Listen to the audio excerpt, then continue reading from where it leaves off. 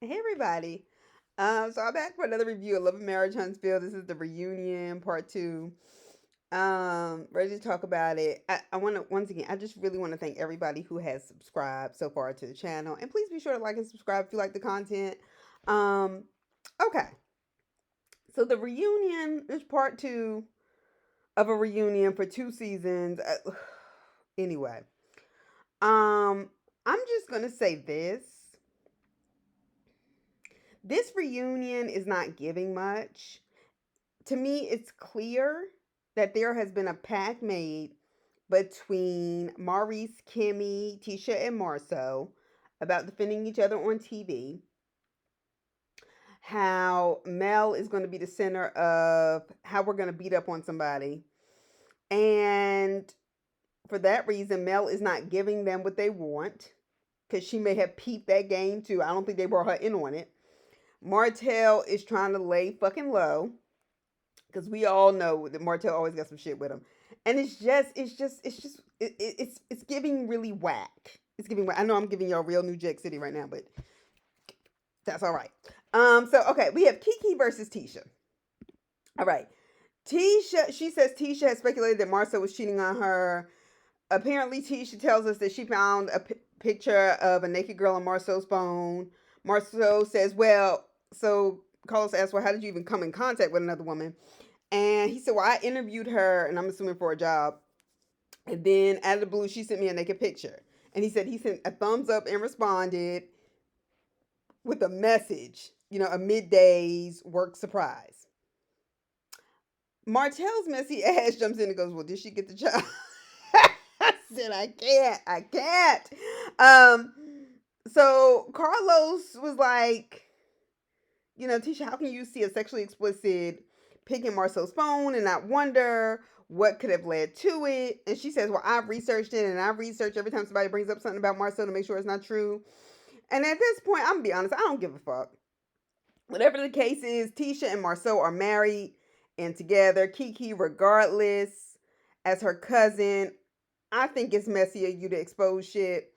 It would be better um if you were talking to Mel and Mel was the only cast member.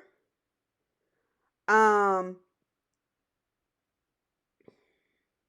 and then Mel has to explain to Tisha, "Well, your cousin told me, and we didn't have a face to it."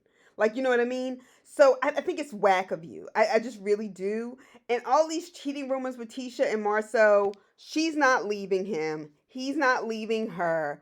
So next season, I don't want to hear nothing else about this bullshit. Something else got to be going on in y'all's lives, or just pull a plug on the show. It has done what it could do, and move on. Give us something else. All right. And so Carlos says, "Well, did you, basically ask Tisha, well, did you know your cousin was coming on the show, whatever?" And Tisha was like, "Yeah." And Mel asked her to film. And she said, but she didn't know she was coming on the show to talk about her. Tisha, girl, hun, who else would they have brought Kiki on to talk about? Why else would we want to hear shit from Kiki? Okay? And Kiki says Tisha knew, and they aren't gonna make her look like a liar on TV. And Wanda says, "Well, you are a liar, because Wanda just has to be in the mix." And Kiki was like, "I love Tisha," and Wanda was like, "Well, when you love somebody, you don't go talking to somebody else about them, basically pointing to Mel, and talk trash, I guess, about Tisha." Well, Wanda, if that's the case, then ma'am, you are guilty too. Cause you steady taking information that you heard and mentioning on the show and entertaining on social media as it relates to your daughter and son-in-law.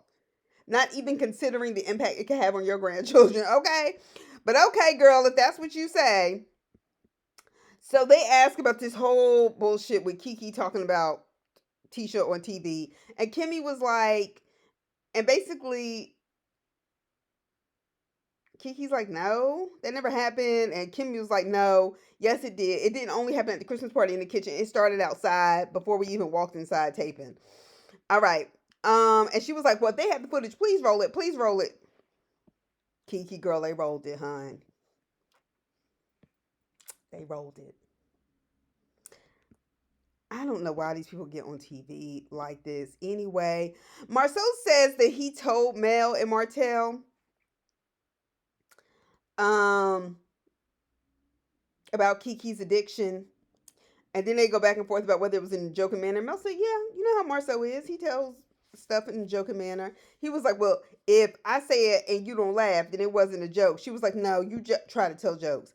And whatever it is, they asked Martell. Martell was like, honestly, I don't remember any of it. I don't.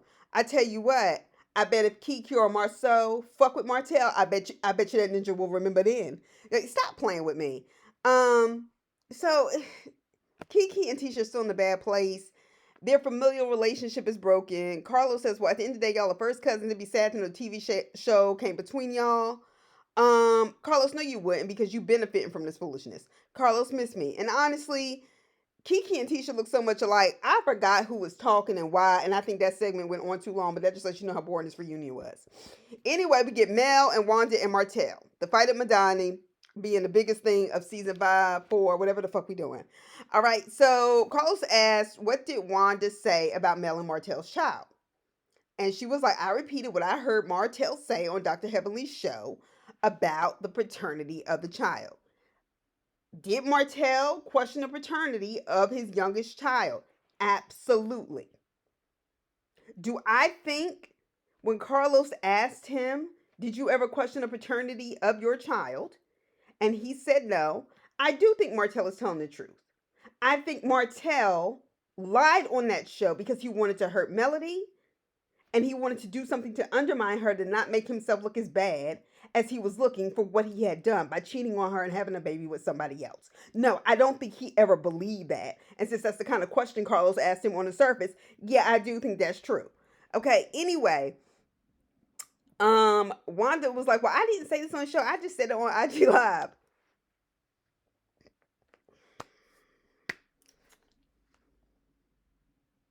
Okay. And according to Mel, she was threatening to bring out pictures comparing the youngest baby's face to other men and all this other shit. And I'm gonna shout Carlos out when Carlos was basically like, look, I don't understand why when Monster was vaping and everybody jumped on Tiffany about her bringing up a child on television, it was clear that that was wrong.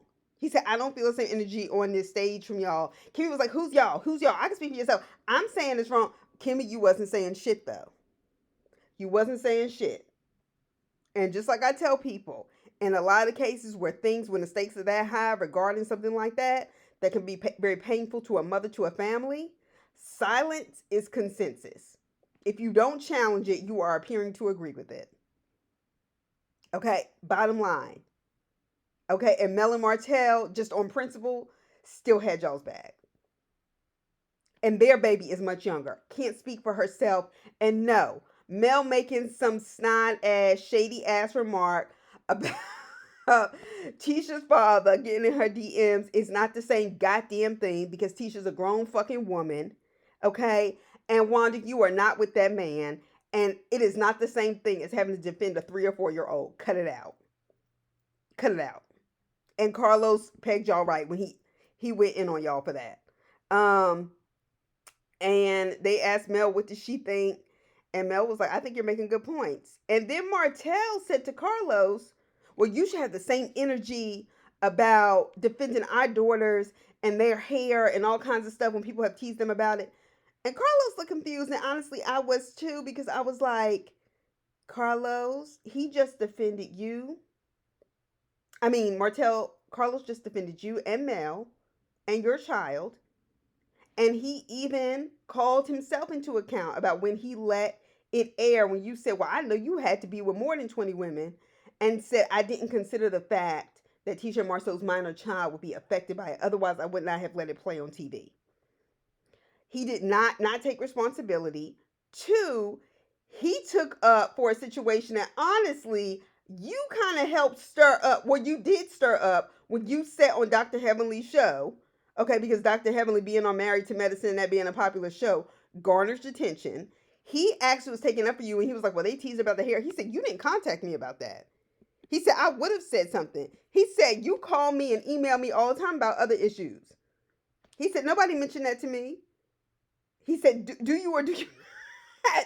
And he was like, well, yeah. And he asked Wanda, he was like, do you want to apologize to them for what you did?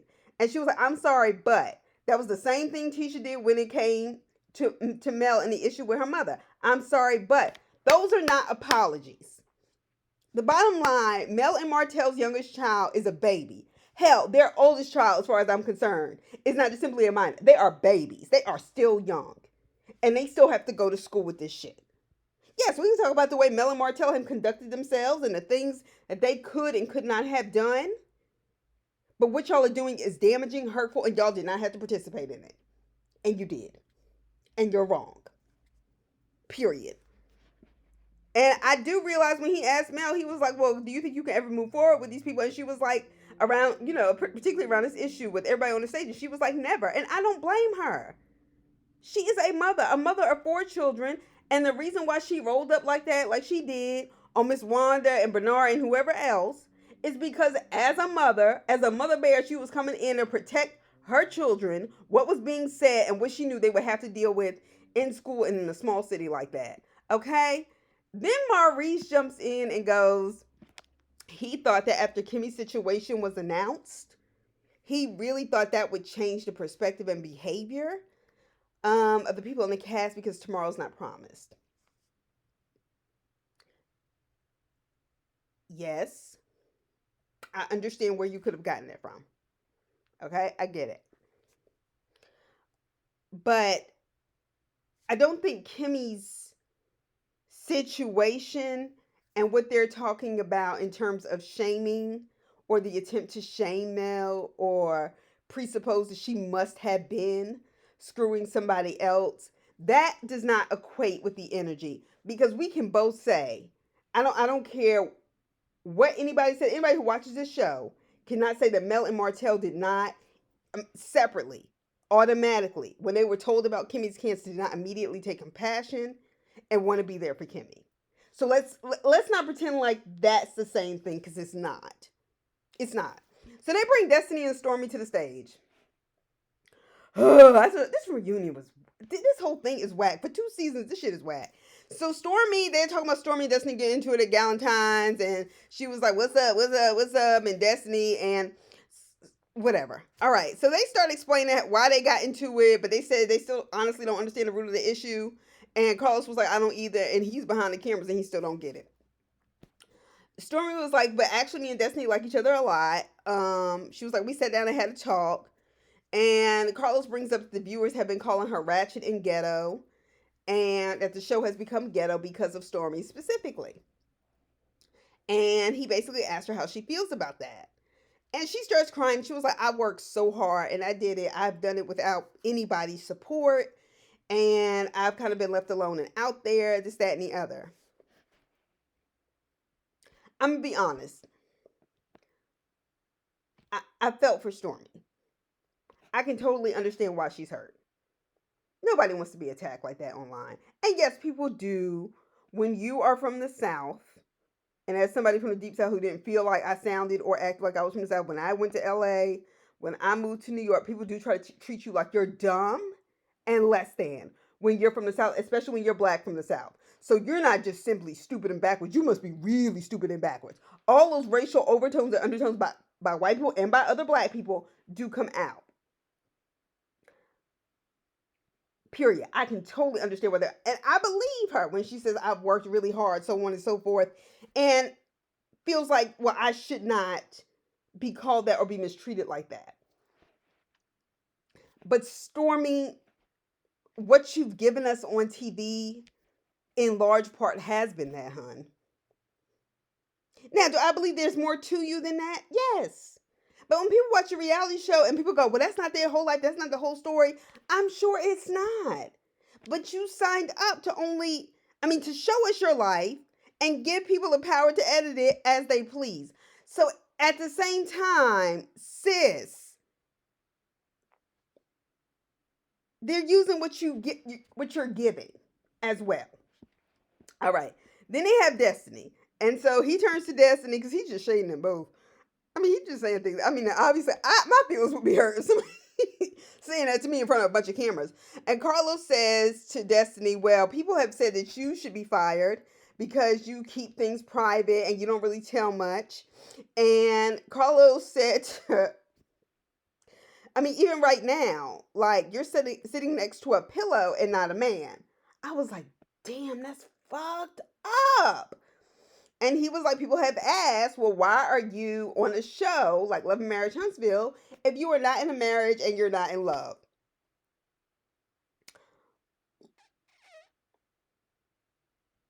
Okay. And she says, who said I wasn't? Marcel goes, people. Jeez, help us, Lord. She says she is in love. And she was like, legally, I can't talk about my situation with LeBaric. And he was like, no, I totally understand that. And when that happened 2.5 seasons ago. And I was like, oh, help me, Lord. And Kimmy says that she has said and says to Destiny that she's on the wrong platform for a reality show if she's a private person. And Carlos says, well, producers have called you difficult. Because you don't even bite when they kind of throw things at you, give you an opportunity to talk about it. Um, Destiny, you are incredibly private. And I understand that as an introverted and private person, but I would also not be on a reality TV show.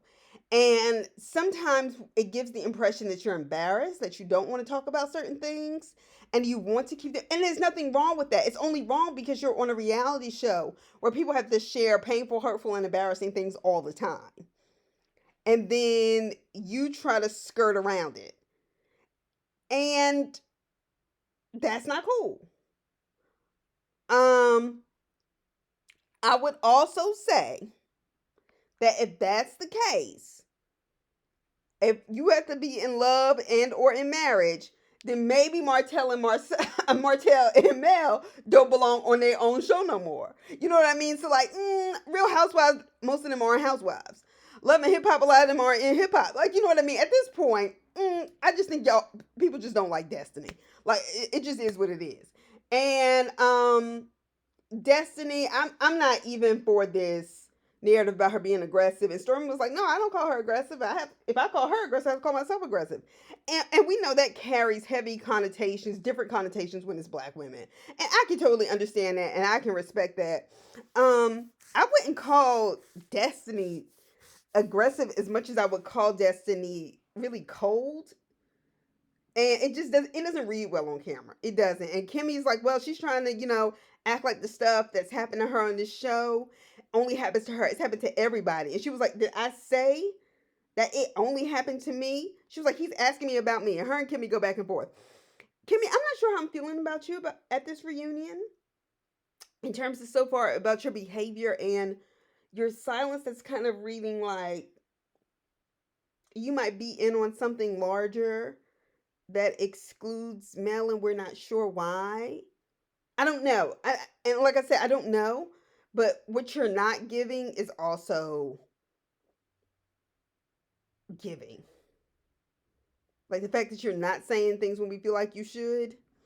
And once again, since she's going through health issues, I'm not gonna give her too much. But prayers up for Kimmy. That's all. That's all that really happened. I'll talk to y'all later for Potomac tomorrow. But until then, everybody stay safe. Bye.